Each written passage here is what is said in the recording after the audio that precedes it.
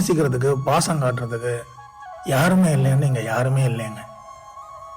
நீங்க நேசிச்சவங்க அல்லது உங்களை நேசிச்சவங்க உங்களுக்கு உண்மையா இல்லை, இல்லைன்னா அவங்க அவங்களுக்கே உண்மையா இல்லை.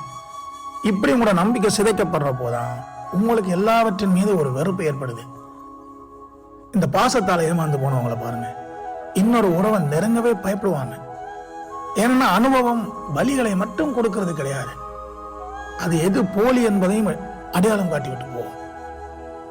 அடைந்து விடலாம் என்ற கனவோடும் இழந்து விடவே கூடாது என்ற ஏக்கத்தோடு தான் அன்பு எல்லாம் தொடங்கப்படுது.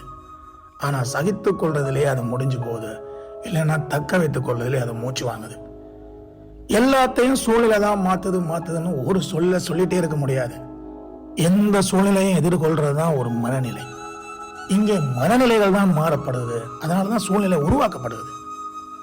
உண்மையான அன்புல பிரியறதுக்கு, விலகிறதுக்கு, வெறுக்கிறதுக்கு, விட்டுட்டு போறதுக்குன்னு ஒரு காரணம் கிடையவே கிடையாது.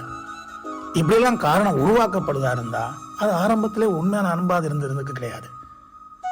வற்புறுத்தி காதலிக்க முடியாது, அது மாதிரி தான் கட்டாயப்படுத்தி சேர்ந்திருக்கவும் முடியாது. உறவுக்குள்ள பிரிவு வந்துட்டோன்னா அது உண்மையான பாசம்னா அது தனிமையில இருந்து வாடும், அந்த நினைவுகளை தேடும், எப்படா சேரலாமன்னு ஒரு தவிக்கும். ஆனா இங்க இப்போ விலகிற பிரிகிற உறவுகளை பார்த்தீங்கன்னா அடுத்த செகண்டே அடுத்த நாளே இன்னொரு உறவு சோடிதான் சேருது.